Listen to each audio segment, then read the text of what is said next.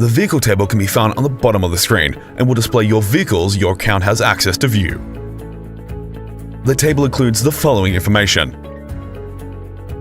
the status icon, which can be either moving, idle, stopped, or other. The name of the vehicle, which is often the vehicle's license plates. The status, which is based on the last event received from the vehicle.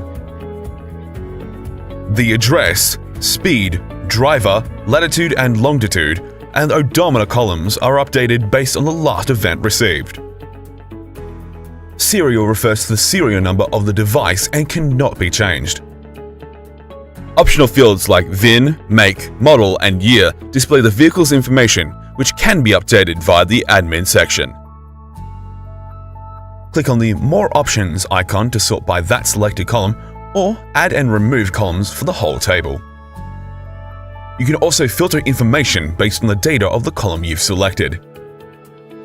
You can click and drag columns next to the status to organize them further. For example, if you want to see the status of a vehicle via department.